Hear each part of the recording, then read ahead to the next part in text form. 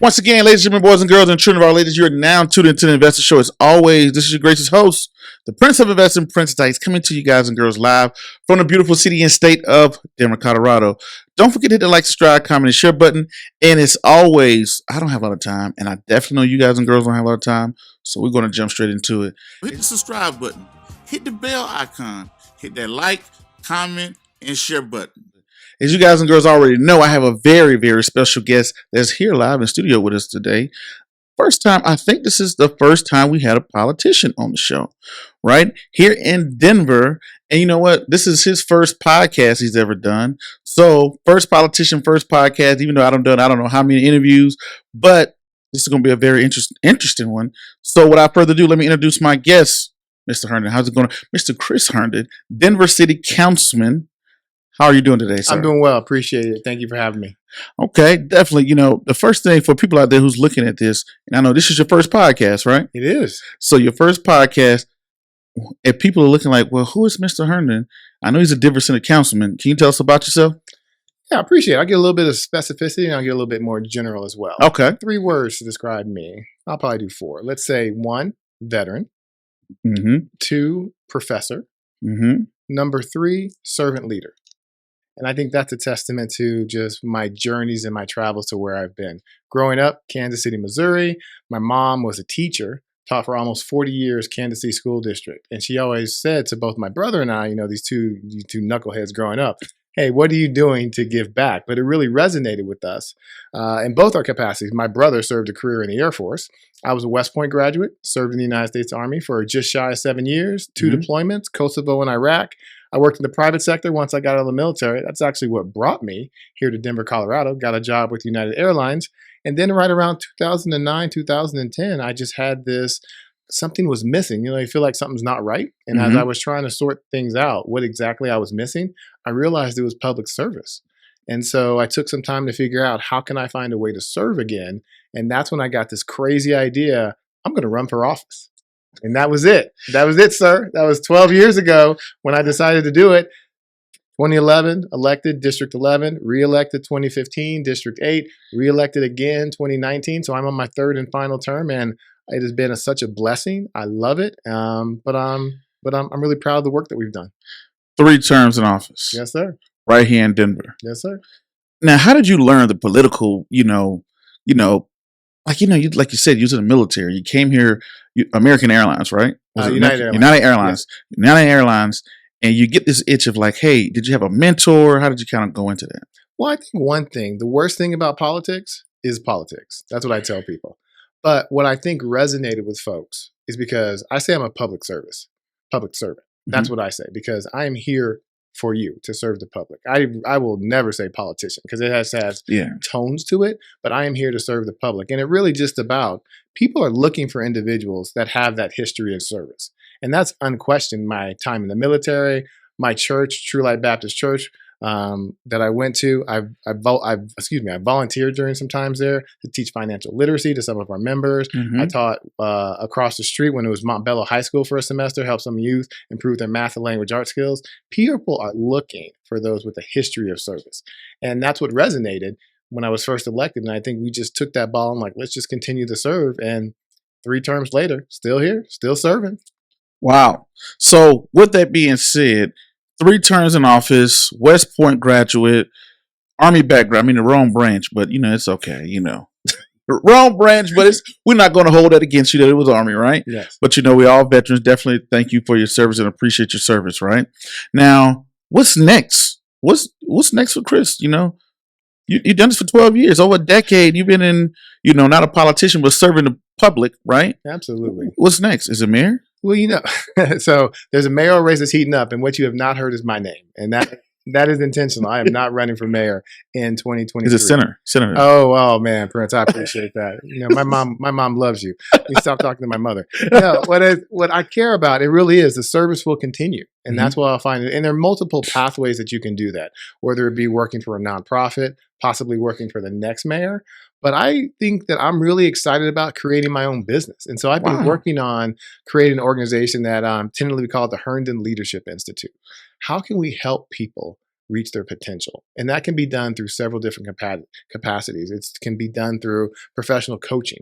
I'm going through a certification right now to become a life coach to help people get through those challenges and navigating through life and help them find solutions so that they can maximize their potential. I'm also looking into being a possible keynote speaker. I love standing in front of groups and telling my story, inspiring them, encouraging them to do what they need to do, as well as leadership development. I mean, there are so many different leadership development programs out there. One I believe in is called the Leadership Challenge that I had the ability to go through this summer.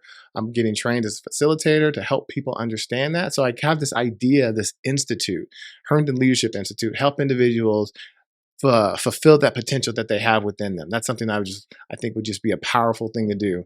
And that's just, I would wake up every day excited to do that. I mean, would it be like a nonprofit or a for-profit? How would that work, you know? Well, if it's my own particular business, that would certainly be a for-profit. I want to help people be able to do it. So that's what I'm looking at. You know, I haven't really finalized the particulars yet. I'm working on that now. I've still got some time on Denver City Council, but that's really what gets my fire going, helping people fulfill their leadership potential. So, so no more politics. Oh, no problem. No more politics in the future.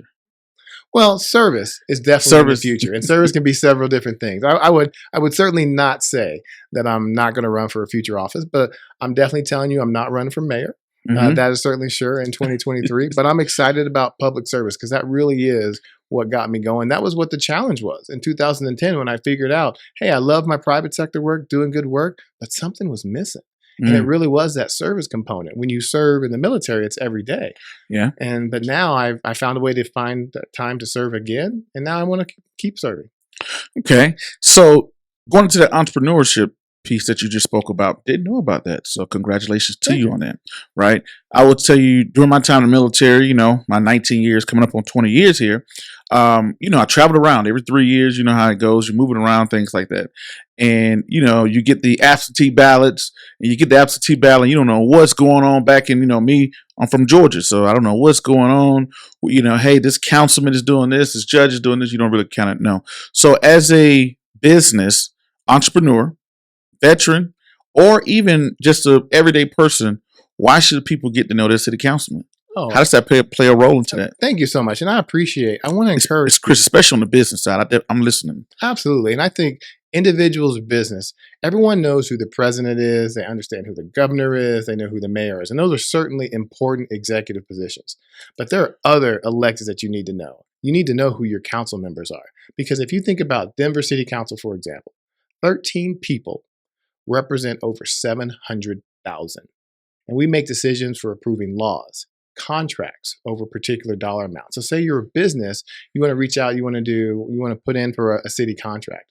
Who are the people that make those decisions? That's Denver City Council. And the mayor moves after city council votes. And so businesses, individuals, they need to know who those council members are who are making decisions on behalf of 700,000. It's vital that you know who those individuals are, what they care about, and when you make sure you exercise your right to vote, because those are the individuals that will shape the landscape of your city. Now, your city councilman, you know, like you said, 13 people representing 750,000 in the Denver area. You know, somebody's tuning in, listening to this. They're like, wow, you're right. I never even thought about who my councilman or councilwoman was. How do I get to know them? Absolutely. I mean, the simplest way, denvergov.org. All 13 of us are there. Now, it's interesting, too. People think 13 city council members, does that mean there are 13 districts? Actually not. So City Council 101, for Denver, we've got 11 districts, equally divided in population, roughly 70,000 plus that each individual council member will represent. But then we've got 2 at-large members. And so their position is to think citywide. And every city has a different breakdown for how they have their elected officials. But for us, 11 districts, 2 at large. How do you get in touch? denvergov.org. Everybody's contact information is on there. Reach out to your elected officials. And I think that's actually really telling. Do they respond back? Shoot them an email, give them a call, and see, hey, what it is that they're about. We all have websites. Hey, what do you care about? What's your background? Why are you running? Why are you here for Denver City Council? It's very telling. Reach out and see how that conversation goes. So if I can't get a phone call back, be like, okay, all right, I see what this is about. No, I mean, I jokingly say everybody is It's human, busy. and Yeah. I can assure you, in 11 years, I've missed a phone call or an email. Mhm. But I'm proud, in the team that I have in place, we make sure that if someone reaches out to our office, they will have an opportunity to connect with me because, as I tell the public, you're the reason that I'm here. You're right. Yeah, yeah. When I reached out to your office, you got a pretty good team. Appreciate it. So shout out to your team. Now, you spoke about when you was at church, you created a financial literacy program. Teaching I think it was kids or adults. It was kids mostly. Absolutely, yeah. So what made you get into this, and why did you get into this? So what you're talking about is Northeast Denver Leadership Week, and in a word, in a sentence, it's this immersive leadership experience. Because I have fallen in love with Denver, Colorado. But I realized some of the youth that I represented in District 11, District 8 don't see what Denver has to offer. And that was the genesis behind Northeast Denver Leadership Week. Let's just take a week and show them what Denver has to offer. And it's not about, hey, I'm going to sit you in an auditorium and tell you you should consider a career in the healthcare industry. No, that's not how it works. Kids need to see it. We take you to Kaiser Permanente, where you meet the dietitians, the optometrists, the physical therapists, so that they learn and they see people, by the way, who look like them. And we replicate that over and over again over the course of the week. We talk about the power of networking. We talk about the power of financial literacy because we partner with Junior Achievement. So we spend the morning at Finance Park where the students show up, they get an iPad, they have a career, they have a credit score, they have a job, they have a family, and they have to go budget. And I would tell you, this is one of the most eye-opening experiences for these students and the quotes you will hear are just so funny. Like, why do I have to buy groceries for my husband? Like, oh my gosh, I had no idea kids were this expensive. But it's so powerful because we don't teach financial literacy to our kids. And I tell the students, if you don't master money, money will master you. Yeah. And so it's important for them to get that education now, make those mistakes now before they go to college. And hey, here's a pizza signed for this credit card. And then there you go. It starts that spiral. It's just such a powerful experience. And I'm so proud of all the individuals who have volunteered to make Northeast Denver Leadership Week the experience that it is, because it really is life-changing for our students. So again, that was North Denver Leadership Week. Northeast Denver Leadership Week. I realized 11 years ago I probably should have come up with a shorter title. 11 years. So was that something that you did because that was your district as a councilman? You said, hey, let's just go ahead and install this week. Why not the whole city? So no, it was for me because it was the first time I did it was August of 2011. Okay. I got sworn in the month before. So I looked at my team and said, I want to do a program to show our youth what Denver has to offer. And that was it. We had 6 kids a month later after we had the crazy idea. And pre-pandemic, when we were at our heyday, we were averaging 100 students. I mean, it was magnificent. Wow. It was powerful to do that. And yeah, that was just my way of, again, this job's about public service. So how can we serve our youth? And for me, Northeast Denver Leadership Week was the medium to do it. Okay. So something we spoke about this before the show was talking about when people become, one of my initiatives and one of my causes, because, I'm an author. I wrote children's financial literacy books and started a program making kids winners of stocks. The issue I ran into that was in order to issue a child a stock, the parents must sign up for a brokerage account, right?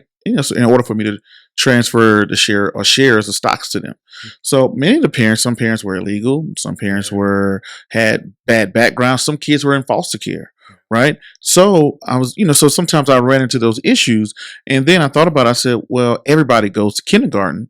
Why not as soon as you walk into kindergarten, you get an investment account? Biggest question everybody says, well, where did the funding come from? And my thing was like at 18, everybody just throws all type of money at you. Hey, you want a car? Like you said, you want to get this pizza and a credit card. You want student loans. You want this type of loan. Whatever you want, whether it's government, whether it's corporate or whatever. My thing is reallocating those funds to kids and creating investment accounts for kids that compound that kids get to see. It incentivizes them to graduate high school because now they know they have an investment account, and it gets out of that pie in the sky theory. Because, most times, I go to a community and I'm speaking about something and they can't even pay the rent. So, or they're struggling. They don't even know they're going to be living in the next month or two. They're not even thinking about, an investment account and trying to learn about this or whatever. But if I can go to them and say, hey, you have one, but you have to keep a clean record and you graduate high school. What do you think about that concept?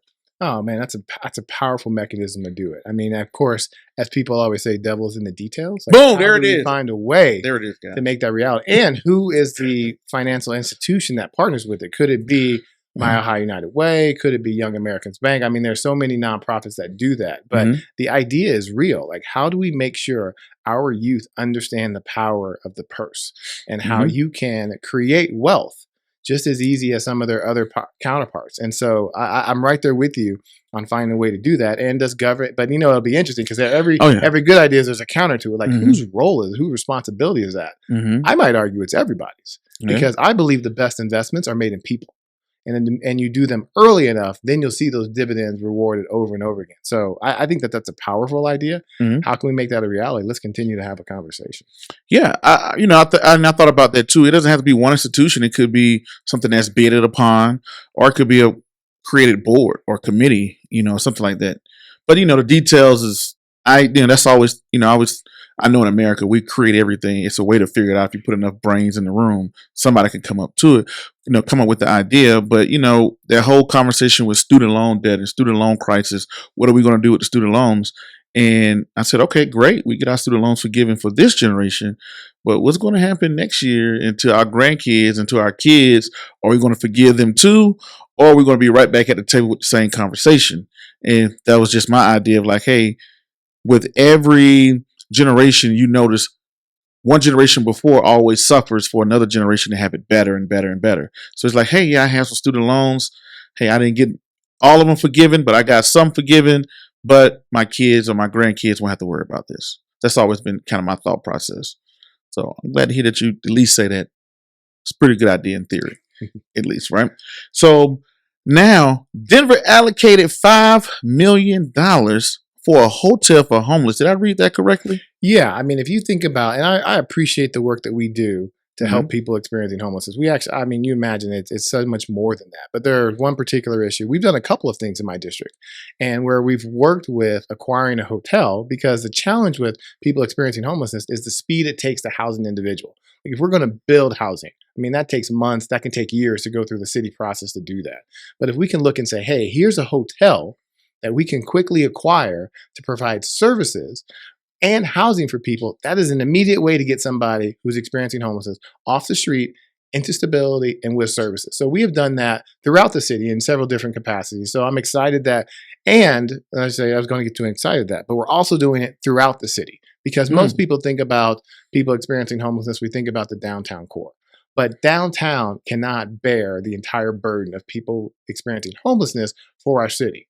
Every district has to do their part.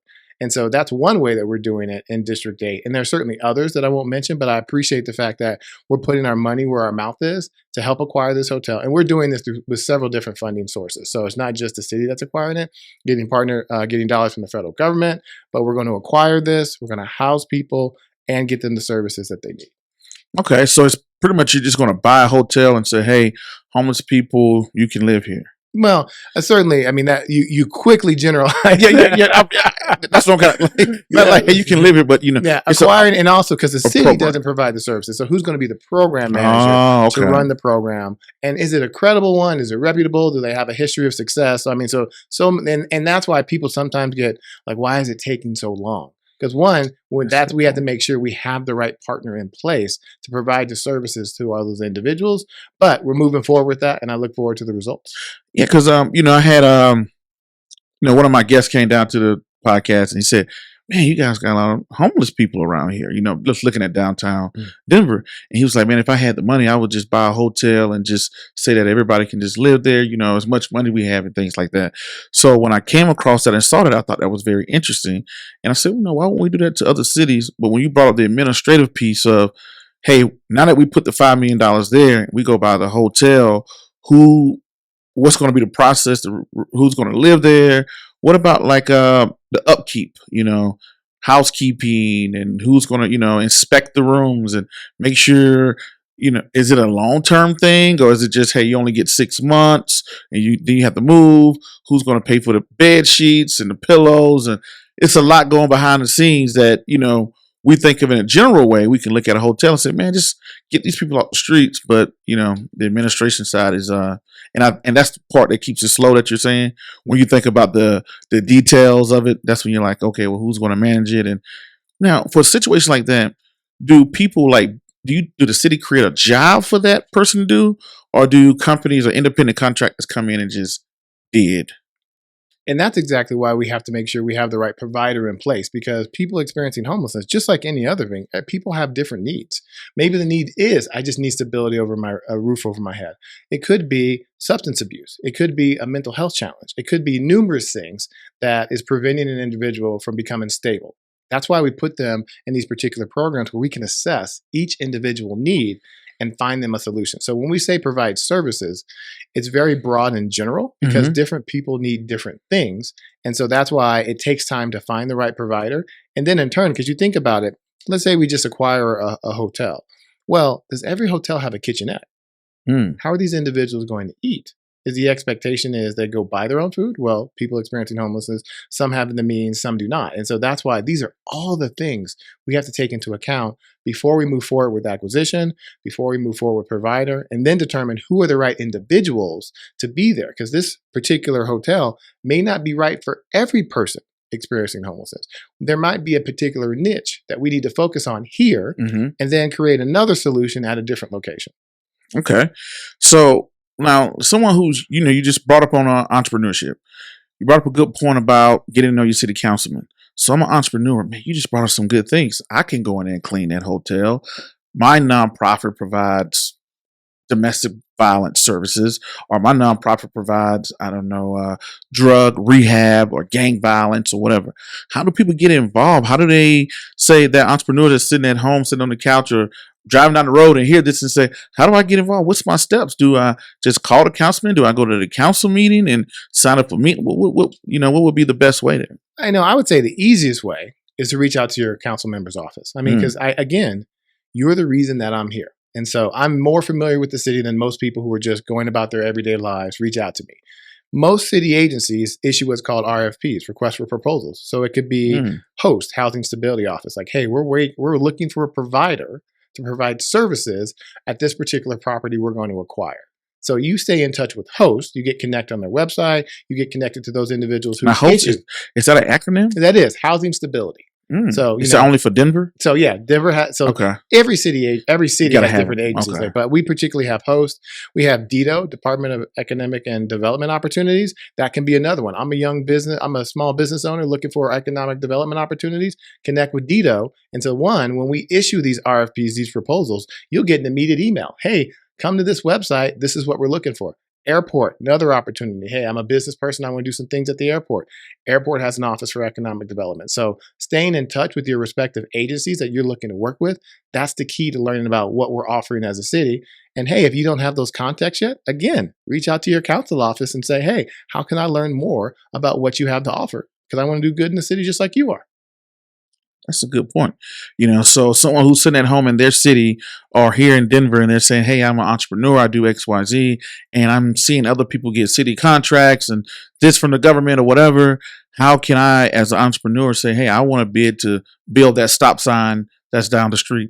And what the city does is just put out an RFI, request for information, to say, hey, we're looking for somebody to do this, and then you can put in your bid, I'm assuming. Yeah, RFIs, request for information, request for proposals, depending on what our particular need is, that will determine what requests we send out.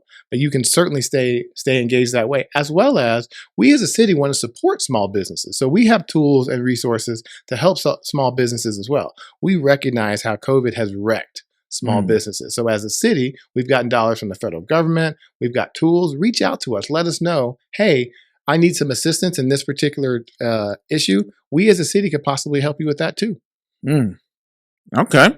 So now I have the question of, Denver's a very developing area. I bought a house here I've been here for coming up on 5 years. I came in from Pearl Harbor, Hawaii, and got stationed here. Bought a house here a couple years ago. And as you know, the real estate market has been, pretty good the last decade. So you're driving down the road and boom, there's construction. Then boom, this building just went up and this building went up. And you kind of like, what? Or you don't even know construction. You just see a site that's getting cleaned off. You don't know what's going on over there. You don't know what's happening. I don't know what that is. What are they building over there? And everybody starts speculating. I heard it's going to be a hospital. I heard it's going to be a McDonald's. Or I heard it's going to be a XYZ. What can you say? How can I stay abreast of what's going on? Because as an entrepreneur and an investor, if I know that, hey, in my neighborhood, they're going to build a McDonald's, hey, that's going to raise the value of, my neighborhood. So how can a citizen or person, instead of just being on the receiving end, how can they just know what's going on in their city, the real estate development and stuff like that? I'm going to be a broken record because I'm going to tell you once again, reach out to your council office, man. Okay. Now you know why we are so busy, because that's our role. Our role is to educate and inform people. Like, you are parents, you are workers, you are doing all these things. You may not have time to know what's happening across the street. Call our office and we can tell you. Now, depending what they're doing, so say, for example, every piece of land in the city and county of Denver is zoned. And when I say zone, there's a nomenclature to it, where it could be Main Street 3 stories. I just use that as an example. Mm-hmm. Now, if a individual property owner says, hey, I really like this, but I want to do something different, I want to go through a rezoning process. So that has to be noticed. So there will be a sign on that piece of property saying, hey, there will be a public hearing.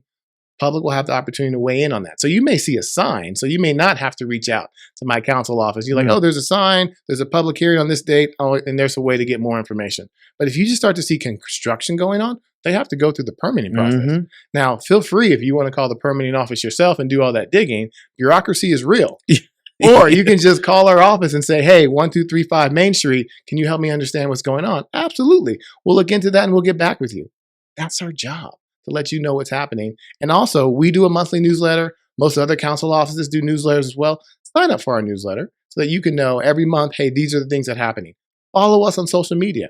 We meet as a council most Mondays. We send out on Facebook, here's the agenda.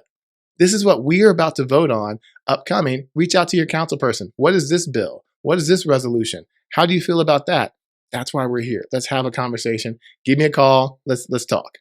Okay. So a person should reach out to the councilman, I don't know, maybe a phone conversation or I don't know, however councilman you want to do it. Phone or by phone, email. Zoom. So if you're a local entrepreneur, you would say, hey, get to know your councilman.